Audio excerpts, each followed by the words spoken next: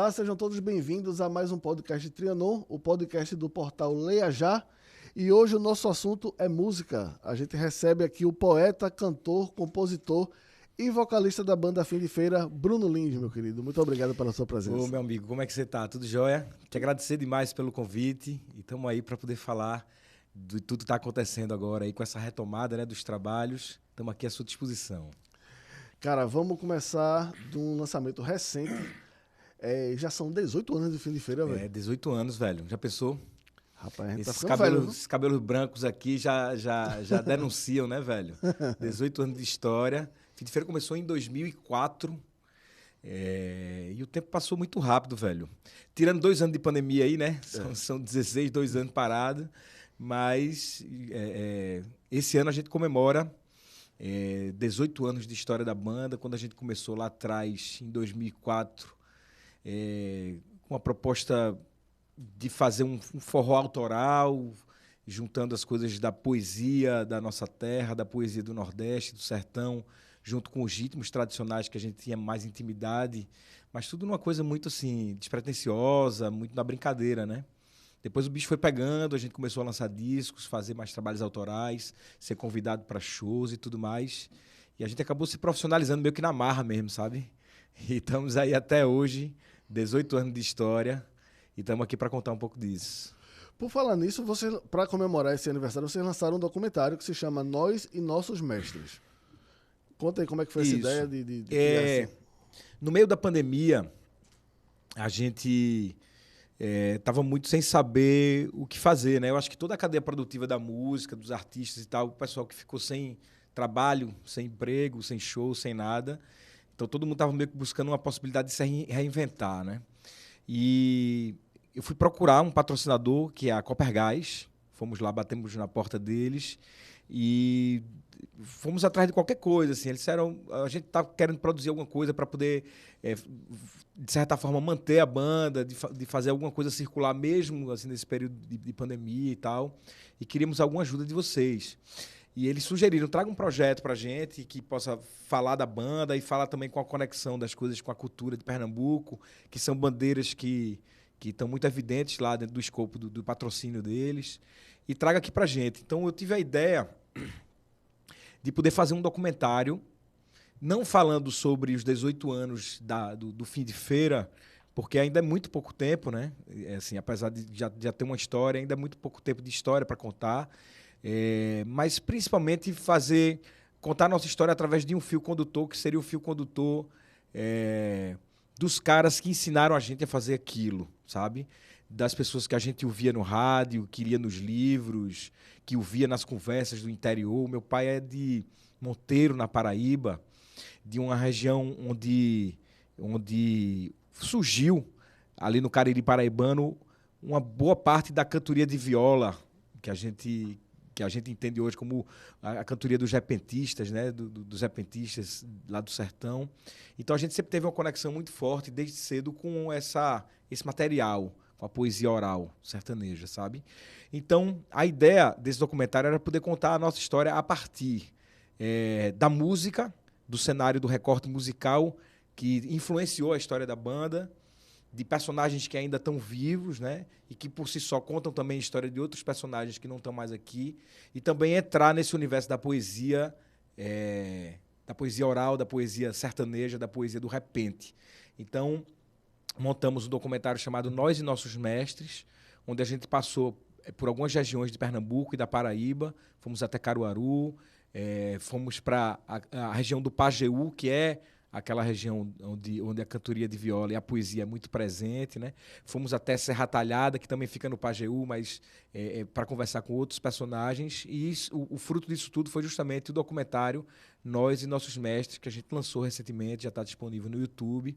E aí a gente pôde falar com gente como Onildo Almeida, que é um dos grandes compositores parceiros de Luiz Gonzaga, o compositor da Feira de Caruaru, que é um hino de Caruaru, que está com quase 90 anos, em plena atividade, sabe? Pôde contar muitas histórias pra gente, com um cara que a gente aprendeu muito, sabe? Pôde conversar com uma banda de pífanos, conversar com Valmir Silva, que é outro personagem lá de Caruaru, que traz uma coisa que a gente tem muito no DNA musical da gente, que é Jackson do Pandeiro, Jacinto Silva, essa música do coco do forró mais embolado, sabe? E fomos pro interior conversar com personagens como Zé de Cazuza, que é o mestre das artes, que é um cara que conviveu com cantadores de viola como Pinto do Monteiro, Lorival Batista, Manuel Chudu.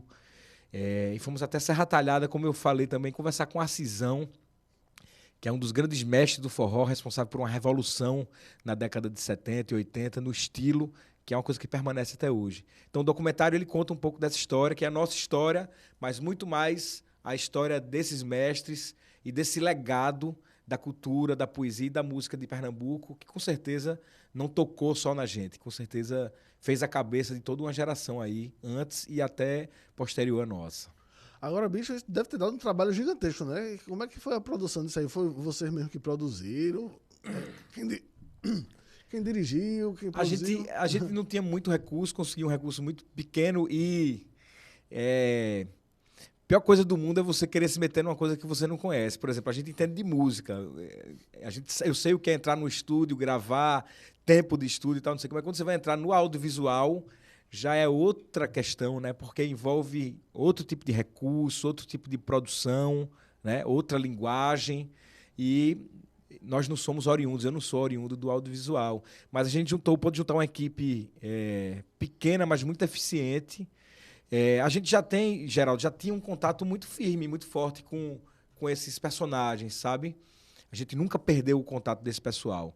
Na verdade, esse documentário, ele veio depois da ideia de fazer um disco, que esse disco também já está aprovado e a gente vai começar a produzir em julho, que era um disco com participações musicais de alguns desses mestres. Então, a gente ia ter a participação de Bully Bully, lá da Bahia, que é um cantador incrível, do próprio Arcisão, também tá programado para participar desse disco. Então, já eram contatos que a gente já mantinha, sabe? Então, o que é que a gente fez? Conseguiu, apesar dessa pandemia intercalada, né? Porque terminou uma pandemia e começou o Omicron, aí a gente foi meio que adiando o projeto, teve uma hora que ficou realmente inadiável, a gente teve que cair na estrada e fez uma espécie de road movie, assim, de sair, conversar de maneira muito simples mesmo, é um conteúdo simples, mas eu acho que é um conteúdo que ele traz muita coisa da natureza mesmo, assim, dessa empatia que existe do nosso trabalho com esses personagens, sabe? Então, é difícil fazer audiovisual, né? No Brasil, principalmente, mas eu acho que todo registro é válido. A gente usou também um escopo, um arquivo de imagens do meu pai. O meu pai saía e ele levava uma câmera na mão e ele fazia isso de maneira intuitiva, ele não trabalhava em nenhum jornal, mas ele levava uma câmera VHS e fazia muitos registros desses cantadores. Assim. Ele era amigo dos caras, bebia com a galera, ia fazer farra e tal, não sei o quê. Ia para as cantorias de viola, filmava as cantorias, muito nesse cenário sertanejo, sabe? E a gente pegou um pouco desse material de arquivo, que é muito grande, eu acho que tem pano para manga para outras coisas, inclusive, e trouxe também para a linguagem do documentário. Então, a gente tem uma imagem de acervo muito importante, sabe, nesse material e que eu acho que tem potencial para desenrolar em outros materiais, sabe? Então foi tudo uma junção meio que de improviso, mas que acabou dando origem a esse documentário, que quem puder entra lá no YouTube, no canal do Fim de Feira, que vai assistir esse produto lá, Nós e Nossos Mestres. Sim, Bruno, então tu falou aí de um disco, já está gravado? Já estamos gravando. Ah, tá gravando ainda. Já estamos. Na verdade, a ideia era que a gente pudesse fazer algum trabalho até o São João, né?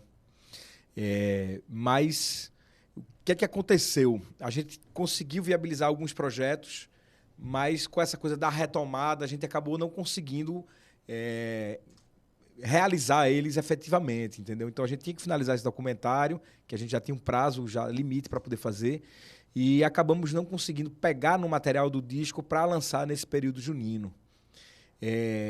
Antigamente, Geraldo, todos os artistas lançava um disco nesse período junino, né? Se você for pegar a discografia de Luiz Gonzaga, de Jackson do Pandeiro e de outra galera aí, de Jacinto Silva e tal, todo mundo tinha um trabalho, até para os mais recentes, de Petrúcio Amorim, Jorge Deltim, Maciel Melo. Então sempre tinha essa coisa de lançar um disco no período junino, todo mundo lançava, né? Com essa mudança, né, na dinâmica e no cenário musical, onde o disco ele voltou a ser o que era antigamente, e a galera está começando a lançar single de novo, né? Voltou a coisa de lançar... Eu queria te perguntar justamente isso também. Tu ainda pensa no disco naquele formato, assim, de o disco temático, a ordem das músicas... Muito louco isso, né? Eu acho que Mas o Filho de Feira ainda tem esse... eu penso porque eu acho que a minha mentalidade ainda é uma mentalidade dessa época, sabe? Eu nasci na década de 80, então ainda sou da era do disco, né? Na verdade, assim, a transição do vinil para o CD, mas o conceito do álbum ainda, né? E a minha formação musical, ela foi a partir de álbuns, foi a partir de discos. Eu vi o trabalho da primeira até a última faixa, né? Da 1 a 12. Então, de certa forma, a gente foi condicionado a pensar nos produtos de lançamento da gente a partir desse conceito também, né? Eu não diria um conceito temático com a ligação assim, entre a primeira, a segunda, a terceira e a 10ª faixa, mas no produto, no disco como produto, né? Hoje isso mudou. Eu não sei se a gente já conseguiu ou não se adaptar a esse paradigma, né? Porque hoje, antigamente, quando a galera lançava o single, né? Lançava até um disco com um lado A e um lado B, né? Onde o lado A era o lado principal, era a música, o hit, né? E o lado B era geralmente uma canção secundária, mas era um single, né? E hoje voltamos à era do single, né? Hoje, na verdade, você lança um single acompanhado de videoclipe, então você já tem anexo aí a questão da imagem, né? Então, mudou bastante essa dinâmica. Eu estava lendo uma matéria sobre essa questão do CD, por exemplo, porque o CD, os carros, eles passaram a não trazer mais os equipamentos para ler o CD. Então, o CD já estava ficando... já estava ficando fora de moda, né? As pessoas não estavam lançando CD. E um dia desse eu estava lendo algum conteúdo no sentido de que as montadoras vão começar a retomar essa questão do CD. O CD voltando a ser uma plataforma de mídia que possa ser utilizada e tal, porque já existe um desgaste na indústria, nessa indústria dessas plataformas digitais de música, enfim. É tudo muito imponderável, né? Mas, assim, a gente faz música, continua fazendo música. O jeito de fazer música, ele não muda. Eu acho que o que muda são os equipamentos e o que muda é o jeito de você divulgar, né? Mas a maneira de você fazer, de você compor, de você imaginar, de você se reunir, do processo criativo, sabe? Ela não mudou muito, entendeu? Então, é um disco que a gente não vai lançar ele... agora, nesse período junino, mas é um disco que a gente quer lançar ele enquanto disco também, lançando algumas coisas antes, mas tendo esse disco como um material, assim, justamente por causa eu acho que dessas referências, sabe, que a gente carrega dos discos que a gente ouviu ao longo da vida toda da gente, né? Ô, Bruno, aí eu vou entrar numa questão técnica. A discografia do Filho de Feira está em quantos discos? Começamos em 2004. Eu acho que em 2005 ou 2006 a gente faz um primeiro trabalho que é um disco chamado O Incrível Coice... Não, O Incrível Coice do Preá, que era uma coisa assim, meio que iniciante mesmo, né? Mas que foi um disco que acabou colocando a gente em alguns lugares. Assim, a gente fez a primeira turnê europeia da gente a partir desse trabalho que a galera ouviu, curtiu, e a gente foi a primeira vez para a Europa com esse material. Depois, em 2008...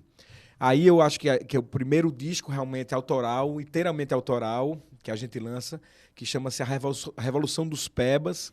A gente grava esse disco em 2008 lá em Caruaru, com participações de João do Pife de Caruaru, Valmi Silva, de uma equipe muito experimentada lá de Caruaru, um produtor chamado Herbert Lucena.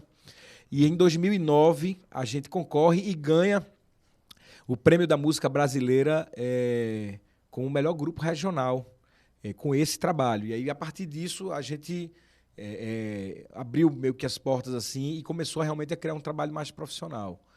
E depois a gente lança mais outro disco autoral e 2 DVDs, mas eu acho que desde 2000 enfim, há quase 10 anos a gente não traz nenhum disco, nenhum material novo, sabe? Esse disco do Fim de Feira, ele é meio que uma retomada nesse processo.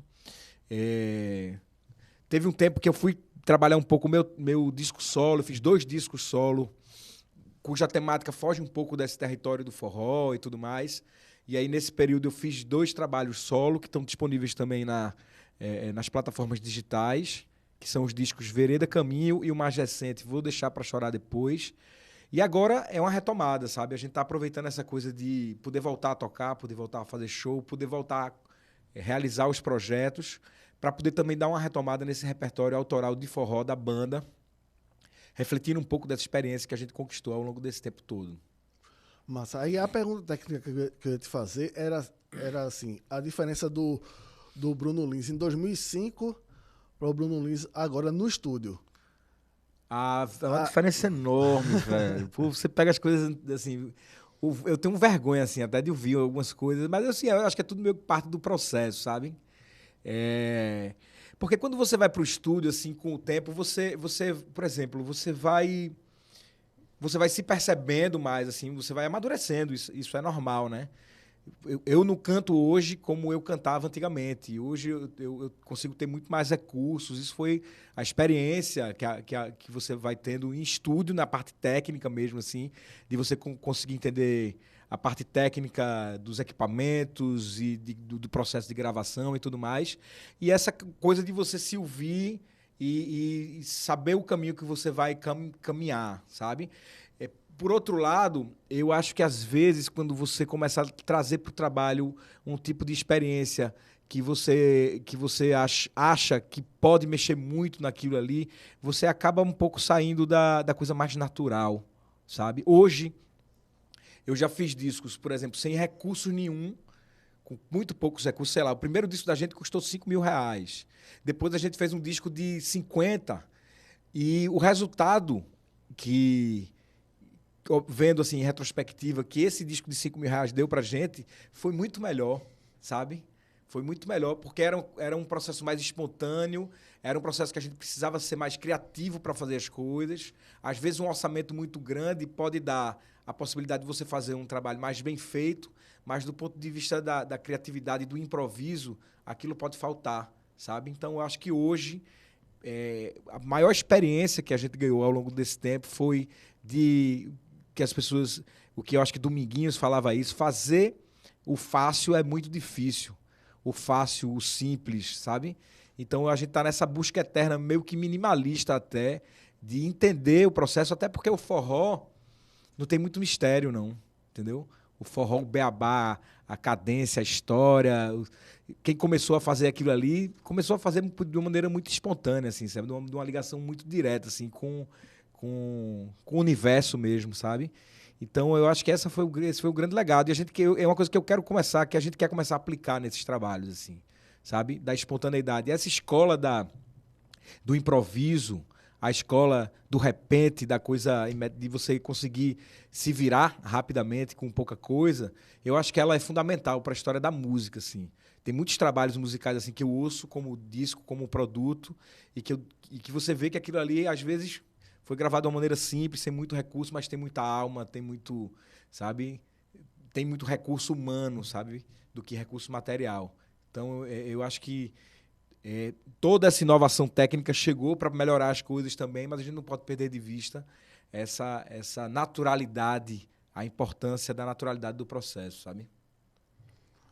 Ô Bruno, você falou aí que na pandemia teve esse trabalho de documentário e tal, mas aí eu queria te perguntar, que é uma pergunta que eu faço para todo artista que eu falo, que eu converso, como é que foi ficar longe do palco?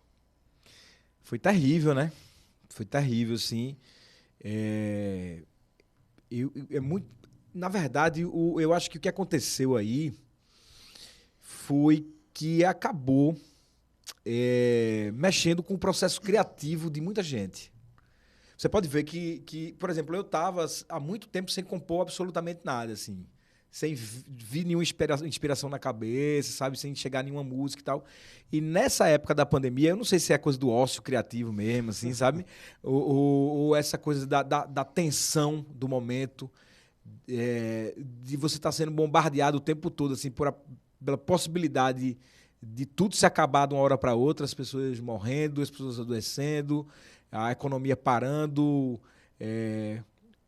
o Brasil no estado que estava e que ficou, sabe?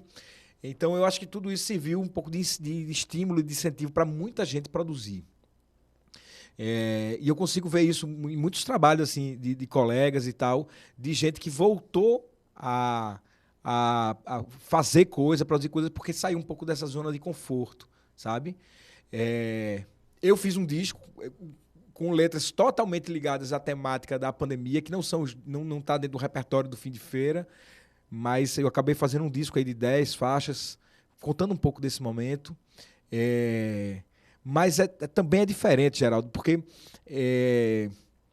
o palco é outra história, sabe, velho? O palco eu acho que é o momento mais incrível. Tem artistas que são artistas de estúdios, que gostam mais de estúdio e tal, não sei o quê.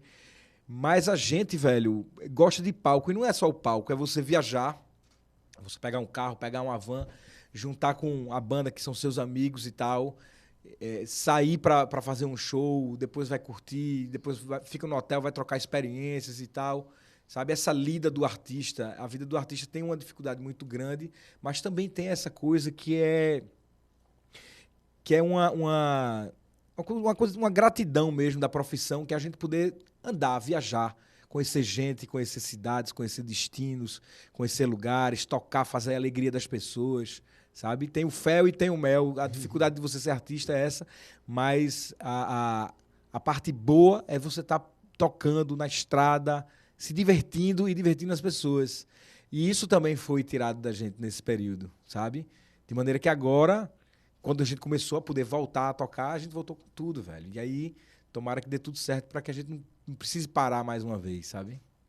Antes de continuar falando de show, o teu instrumento principal é o violão. Eu componho com violão. Aí justamente o que eu ia perguntar. Quando tu compõe, tu já imagina o resto do arranjo, ou tu faz e depois passa pra galera, eu fiz essa música aqui no violão e agora baixo, bateria, sanfona, vocês resolvem aí, ou tu lá com o violão tu já consegue pensar no todo? Essa coisa do trabalho do compositor, sabe? Eu até fico assim meio sem jeito, dizer, o que é que você é? Você é compositor, não sei o quê. Porque, velho, eu acho que é como se fosse um diário, sabe? São coisas que você vai escrevendo, de coisas que você está pensando, de interações que você tem, da maneira como você vê algum tipo de situação, sabe? Eu tenho até uma dificuldade muito grande de fazer de fazer parcerias, assim, sabe? Eu tenho poucas parcerias, assim, porque a maioria das canções que eu faço, elas vêm de uma forma muito abstrata mesmo, assim, sabe? Eu não tenho nenhum método de parar para compor. Dificilmente eu consigo produzir sob demanda alguma coisa que vai entrar num trabalho. Se você for falar, Bruno, tu vai produzir um material para o mercado publicitário, tu vai fazer um verso, tu vai fazer um jingle e tal. Isso eu consigo fazer com a maior facilidade do mundo. Mas se for para chegar e fazer uma música de maneira assim compulsória, eu tenho uma dificuldade enorme. Não consigo. Não consigo. Porque a maioria das músicas que eu fiz e que a gente lançou e tudo mais, elas têm uma profunda relação orgânica, sabe? Às vezes você já acorda com a música na cabeça, às vezes você já acorda com um tema e aí você vai desenvolvendo aquilo. E aí quando você para colocar, pelo menos comigo, tá? Quando você para colocar alguma força, assim, alguma obrigação, trava. Tem gente que compõe assim, compulsoriamente mesmo, assim. Chega, vou fazer uma música hoje, faz uma música, vou fazer uma música amanhã, tá? Isso nunca consegui fazer isso. Todas as minhas canções, basicamente quase todas elas vêm assim, chegam, chegou a música. E aí às vezes já vem letra com música, já vem meio que tudo junto. E aí o que a gente faz quando o processo é coletivo é de mostrar, velho, vamos agora fazer o arranjo disso. E aí entram os instrumentos, no caso do Fim de Feira, sanfona, contrabaixo, percussões, bateria, guitarras e tudo mais. E aí cada músico vai trazendo a sua própria identidade para aquela canção. Por isso que eu acho que toda canção é um processo coletivo, mesmo que você tenha feito aquela composição sozinho. Porque cada um vai trazendo não só o talento, mas também alguma ideia e algum sentimento pessoal que aquela pessoa tem a partir da obra que você cria, sabe? Eu sempre tive muita dificuldade. Eu sempre fui de procrastinar muito, assim. Não, tem que fazer um disco agora. Assim, tanto é que eu estava muito tempo sem compor, a gente vai lançar esse disco agora de canções que não são tão atuais. São músicas que já estavam guardadas aí. Rapaz, eu sei nem se eu posso fazer uma propaganda aqui. Por favor. Eu tinha um Android passei um tempo com o sistema Android e voltei para o iPhone. E quando eu peguei um telefone novo, um iPhone novo, que eu fui gravar alguma coisa que eu gravo muito no telefone, sabe? Se eu tiver uma ideia, eu pego e gravo muito no telefone. Aí eu tava mexendo no telefone e vários áudios antigos, vários áudios de 2018, 2016, 2017... surgiram do nada. Quer dizer, isso estava na nuvem. Quando eu fiz a atualização, tinha um backup que eu achava que eu tinha perdido. E nesse backup está quase metade do repertório do disco que a gente vai gravar. Isso foi uma sorte absurda. Porque se eu não tivesse esse material agora, eu teria esquecido, eu não tenho gravado em canto nenhum. E a gente teria que meio que começar novamente o processo de composição, sabe? Então, acho que até nisso... sabe, o cosmos, a coisa vai dando os caminhos para você de você resgatar aquilo ali. E agora a gente já tem um repertório que vai poder gravar. Maravilha. Ô, Bruno, vamos finalmente falar aí da volta do São João, que é o período que é mais a cara do fim de feira. E você já fechou, então, depois da pandemia? Já fizemos. A gente vem fazendo show... Quando começou a arrefecer um pouco mais a pandemia, a gente começou a fazer alguns trabalhos um pouco fora do estado. A gente pegou alguns contratos em hotéis ali no litoral sul, já chegando em Alagoas e tal. E a gente tocou, na verdade, o São João. Aqui não teve São João, mas no São João do ano passado a gente tocou fora do estado. Aí tocamos Réveillon. E agora, com a volta das atividades, a gente começou a voltar a tocar aqui em Pernambuco. A gente, na verdade, não chegou a ficar parado de um ano para cá, não. No ano passado, a gente tocou São João e São Pedro. Porque esse período de junho, né, esse período junino, é justamente onde a gente tem a agenda mais... uma agenda maior, né, mais demanda e tudo mais. Mas agora, eu poderia dizer que é a volta realmente... da banda no São João, né? Nas cidades, nos municípios tradicionais de Pernambuco e tal, que é onde a gente tem fincado o nosso trabalho, né? E aqui em Recife também, né? Apesar dessa situação de adiamento aí da programação junina da cidade, né? Pois é, a gente vai entrar nesse assunto agora, porque assim, a gente teve, né, as tragédias aí, acho que talvez a maior tragédia do século na questão das chuvas aqui no Recife. Já passou aí mais de 100 mortos.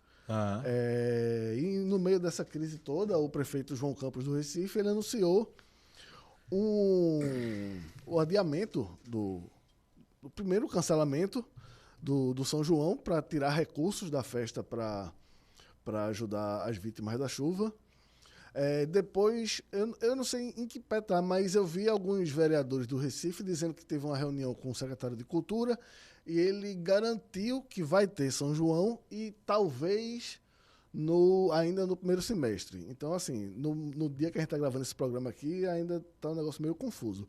Mas, assim, teve muitas pessoas da classe artística que apontaram que esse recurso poderia ser tirado de outra área e não prejudicar e não ser tirado da cultura, que já é o setor que mais sofreu na pandemia, né? Foi o primeiro a parar e o último a voltar. Você acompanhou isso? Você entrou nessa discussão? Acompanhamos, né? Mas a gente estava na grade, estamos na grade ainda, na verdade. Íamos tocar em Recife, principalmente nessas datas principais, que são as datas que compreendem 23 a 26, que é esse período do São João propriamente dito, né? Eu entendo meio que os dois lados, sabe? A primeira imagem, quando você vê que tudo o que aconteceu, né, foi realmente um desastre absurdo. Eu não lembro de ter vivido isso no Recife. A primeira vista que você olha aquilo ali e diz, velho, não vai ter festa, não tem condições de fazer festa, não tem clima para festa. E sem contar o número de mortes, o número de desabrigados, e assim, de como algumas comunidades do Recife ficaram num estado de guerra mesmo, assim, de penúria, uma coisa de uma tristeza absurda, né? Obviamente, eu acho que o primeiro impulso do Poder Executivo foi dizer, não, velho, não vai ter festa, não tem clima para festa. Algumas cidades do interior também cancelaram, né? Cidades que tiveram algum tipo de calamidade por causa da chuva. O Agreste e o Sertão meio que não tiveram não foram tão atingidos por isso. E no primeiro momento eu entendo assim, a reação não de cancelar, mas de suspender o evento e tentar buscar alternativas de retomada disso. E por outro lado, que é o nosso lado, o lado da classe artística, eu entendo profundamente também essa coisa, porque não é só tocar, não é só fazer o show e ganhar o dinheiro, é voltar à esperança de você fazer um evento como o São João, sabe? O São João ele tem um simbolismo muito grande, muito forte, principalmente para essa cadeia produtiva que está envolvida no processo, que não são só os músicos, isso já foi até discutido exaustivamente, né? Toda uma cadeia produtiva de pessoal ligado às quadrilhas juninas, aderecistas, os vendedores ambulantes. O São João de Recife, ele foi crescendo ao longo dos anos e hoje o São João de Recife é um São João que todos os artistas querem tocar, exemplo de Caruaru, Arco Verde, Petrolina, outras cidades que produzem grandes festas juninas. Antigamente o São João do Recife era um evento um pouco menor e hoje faz parte de um calendário muito importante na cidade, sabe? Então, eu acho que essa atitude tirou um pouco da esperança, assim, não só imediata de você ter um recurso depois de tanto tempo sem fazer a festa, não obstante os incentivos que foram dados também como auxílios emergenciais pela prefeitura e pelo governo do estado. Mas eu acho que isso sendo revisto, né? Sendo revisto, eu acho que tendo condições de tirar essa verba, esse dinheiro de outras rubricas, né? de outros lugares para não prejudicar a cultura, eu acho que vai ser importante. Já tem um prejuízo grande para a classe artística, porque como eu falei para você, São João é o São João lá da gente, né? A gente já está há 2 anos sem fazer esse período junino e agora ficar sem. Mas eu acho que com essa conversa, com o levante da classe artística e com um pouco da sensibilidade da prefeitura também e da secretaria de poder dialogar, entender essas demandas e saber que essa retomada é muito importante para os artistas, mesmo que fora de época, mesmo que seja agora no final de junho, começo de julho, possam acontecer os shows. Torcer para que a chuva possa dar uma maneirada e torcer também, sobretudo, para que tudo isso que aconteceu possa servir um pouco de exemplo para todos nós de como cuidar e tentar cuidar melhor um pouco mais da nossa cidade, né?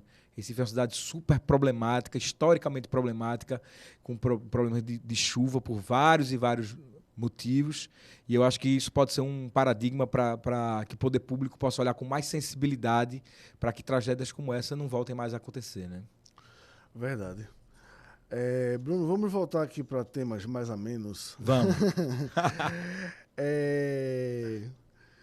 Vê só, você falou, ele nasceu nos anos 80, você é mais novo que eu, mas não muito mais novo que eu, não se amostre. Mas você acho que a gente é da mesma, mais ou menos. Você, assim como eu, você viveu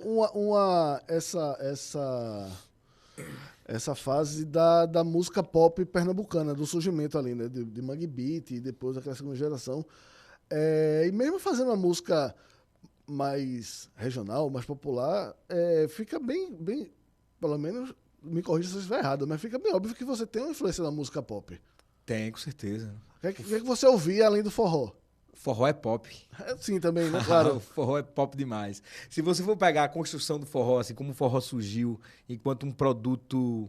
Primeiro o baião, né? Porque o forró, quando você fala em forró, você está compreendendo vários estilos e ritmos ali. Mas, assim, o primeiro ritmo que despontou... Os 2 primeiros ritmos, eu acho, que despontaram nacionalmente vindos do Nordeste são justamente o coco, ali com o Manezinho Araújo, sabe? Levando essa coisa do coco para para as gafieiras no Rio de Janeiro, para as rádios e tudo mais. E depois o advento do Baião, com Luiz Gonzaga e Humberto Teixeira, que aí foi o primeiro ritmo nordestino que se tornou um ritmo nacional, né? Luiz Gonzaga despontando nacionalmente, tocando em todas as rádios, com esse produto que era o Baião, um produto telúrico, um produto oriundo de uma região castigada e quase desconhecida pelo público, pelo grande público nacional. Assim. Ainda tinha o lance da... Como é que se chama? Era exótico, né? Exótico. É aquela coisa de você não conhecer. Muita gente achava que Nordeste e Norte eram a mesma região, né? Até essa coisa de você conseguir inventar o que é o Nordeste, de você conseguir explicar o que é o Nordeste, que as divisões que existem no Nordeste para o público do Sul, que era onde existiam as grandes emissoras de rádio e o começo da televisão, enfim. E eu acho que Gonzaga traz como um artista pop o primeiro produto assim, pernambucano e nordestino, Nordeste, na pauta nacional, sabe? E isso ecoou em quase todos os trabalhos que vieram depois da MPB e dos movimentos musicais que vieram a partir disso, né? Você não consegue imaginar o tropicalismo, por exemplo, sem a influência de Luiz Gonzaga. Isso está lá no que Gilberto Gil fala, ou está no que na Asa Branca que Caetano gravou na década de 70.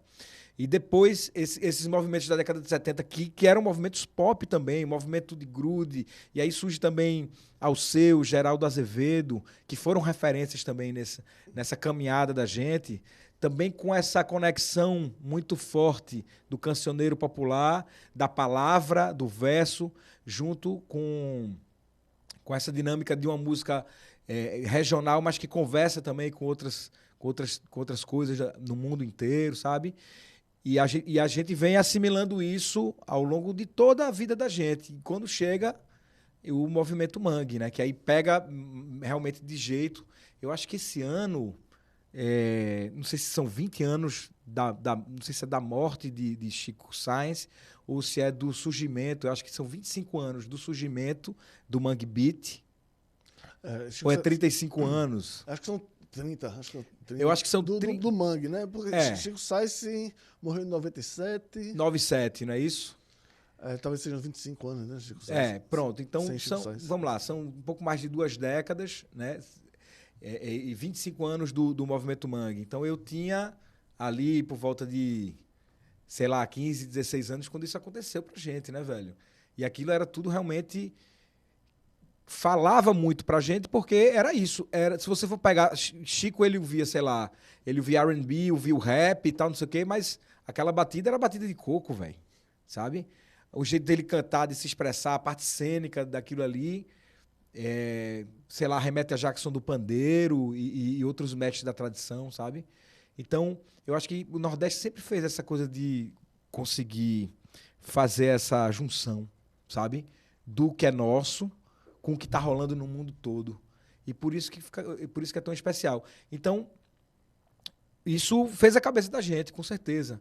Assim como as rádios que a gente via na época, o forró eletrônico também, que veio na década de 90, o forró do Ceará e tal, não sei o quê, que era uma coisa que tocava muito na rádio, certo? Aquilo ali, ouvindo, de certa forma, aquilo trazia alguma influência pra gente, sabe? E depois ouvindo Marcel Melo, sabe? Ouvindo compositores de uma safra mais recente que são frutos dessa escola gonzaguiana e de Jackson do Pandeiro, sabe? Silvério Pessoa, Cascabulho, Ciba, sabe? E tantos outros que conseguiram tirar essa música da gente do lugar comum e de levantar um patamar, né? Então tudo isso, toda essa miscelânea de coisas fez a cabeça da gente, com certeza. Mas o que a gente continua fazendo hoje é o nosso forrozinho, sabe? É o nosso forró de sanfona, com aqueles arranjos ali baseado nas coisas que a gente viu de Dominguinho, sabe? Que não é cafona, não é uma coisa exótica. É pop, sempre foi pop. E é por isso que é tão pop que hoje esses cantores aí que fazem esse novo forró que a galera chama e tudo mais, tem lá pisadinha, não sei o quê. Se você for pegar todos esses ritmos aí, toda essa galera, até sertanejo vai ter algum elemento aí do universo do Nordeste, do universo do forró, né? E aí eu queria entrar numa parte que é o seguinte, tu consegue enxergar uma nova geração hoje, assim, de bandas de jovens tocando forró? Porque eu fiz essa pergunta, eu faço essa pergunta sempre pra Canibal. O Canibal foi entrevistado aqui com o rock, ele fica puto comigo. Eu digo a ele que o punk rock morreu já. Ele, não, punk's not dead. Ele diz que tem. Não, tem sim, jovem fazendo punk rock. E aí eu quero saber agora do forró. Tem jovem fazendo forró? Tem, com certeza. Todo canto de Pernambuco tem gente fazendo forró, velho. É porque às vezes a gente fica muito concentrado em Recife, sabe? Achando que as coisas só acontecem aqui. Quando no interior tá cheio de gente aí, novos sanfoneiros novos. Você vai em Carnaíba, por exemplo, que é a terra de Zé Dantas, que tem escola de sanfoneiro. Tem sanfoneiro lá, os meninos de 12, 13, 14, 15 anos tocando pra caramba, sabe? Você vai no Pajeú, tem bandas novas, gente nova reciclando, pegando essa coisa da memória artística de gente daquela região ali, e trazendo poesia com música, sabe? Você vai em Triunfo, Serra Talhada, vai nos rincões assim, de Pernambuco, no agreste pernambucano ali, Caruaru, e uma nova tradição de gente ouvindo as bandas de pífanos, ressignificando aquilo, gente nova, com seus 12, 13, 14, 15 anos, gente cantando, começando a compor. Por onde você for, Geraldo, você vai ver o forró se reinventando e se manifestando. O grande problema continua sendo o mesmo, eu acho que da minha geração, que agora pode ter melhorado um pouco com essa coisa da internet, de você conseguir não depender tanto dos meios formais de comunicação para poder mostrar o seu trabalho, e de poder fazer isso mais independentemente, de maneira mais independente, mas continua sendo um problema dos olhares das grandes emissoras, das grandes gravadoras, estarem concentrados ali em segmentos, né, que rendem uma grana realmente milionária e tudo mais, mas que representam muito pouco da cultura do Brasil. Isso é um problema geracional que a gente dificilmente consegue furar essa barreira e trazer esse trabalho, essa cultura de maneira nacional, sabe? Porque a gente sabe que tem muita coisa investida. Por exemplo, hoje o Sertanejo Bomba, a gente tá vendo aí, porque o Sertanejo Bomba tem uma bancada aí do agronegócio, bancando shows em cidades e prefeituras, onde você chega e faz um show por 1 milhão e fica alguma coisa lá na cidade para o cara resolver as coisas dele, entendeu? Então é todo um método muito difícil para o artista independente e para essas novas gerações que estão sendo formadas agora. Mas eu posso dizer para você que eu tô com um Canibal. Se ainda existiu o punk rock, se Canibal disse que existe o punk rock, quem sou eu para dizer que não existe o forró, né, velho? Então não tenha dúvida, o forró tá vivo e sempre vai haver novas gerações de gente buscando essa coisa de se reinventar a partir dos ritmos, né? Pô, tô com você aí, tô torcendo para que você esteja certo. Bruno, vamos entrar aqui agora no assunto TV, velho. Como é que você foi parar no caldinho do Globo Esporte? Mas eu sou alvirrubro, né? Eu torço pelo Náutico. Mas esse negócio de TV, na verdade, tá aqui meu amigo Edgar filmando, que não me deixa mentir. A gente começou fazendo propagandas, velho, de uma... Eu sempre trabalhei muito no mercado publicitário também. Ou fazendo locução, ou produzindo algum conteúdo para TV, enfim, comerciais de TV e tudo mais. E teve uma época de uma empresa chamada A Nordestina, que já não existe mais, que me convidou há muito tempo atrás para poder fazer um trabalho de divulgação da marca deles. E a gente fez... Era uma empresa de varejo que vendia cama, mesa e banho. E aí eu fui o garoto propaganda da Nordestina durante um período dessa loja nordestina. Eu acho que pelo fato de ter uma associação muito forte com a cultura do Nordeste e tudo mais. E isso acabou abrindo algumas portas para publicidade, para TV, para rádio. E eu comecei a fazer uma carreira. E hoje eu posso dizer que eu tenho uma carreira também fora da música, muito fundamentada também nessa área publicitária. Eu produzo muitos conteúdos de locução, de campanhas tanto regionais como nacionais, sabe? E isso acabou levando a gente um pouco para esse mercado da TV também, né? O Caldinho que antigamente era o Caldinho do Tiago e virou o Caldinho do GE, que é um programa realmente que tem uma audiência incrível, É um programa que Tiago vai para as comunidades de Recife, né, da região metropolitana, junta as torcidas e consegue produzir um programa incrível, sem confusão, sem briga, só na discussão saudável, na resenha do futebol, que é como eu cresci vendo futebol. O futebol que está rolando hoje é outro futebol. E você, como um cara muito entendido do assunto, sabe que a geração da gente tem outra perspectiva sobre o que era ir a campo e o que era brincar, o que era fazer as coisas, né? Hoje está difícil você levar um filho, levar um parente, levar uma família para o campo, né? Porque essa parte da resenha saudável, ela não existe mais, tudo parte para a violência, né?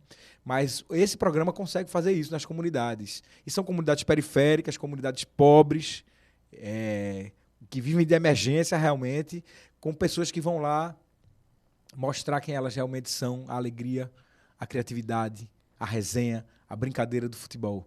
Então, a gente foi convidado, o ator principal, a banda principal é João do Morro, até porque João representa muito mais do que a gente esse recorte geográfico da cidade, né?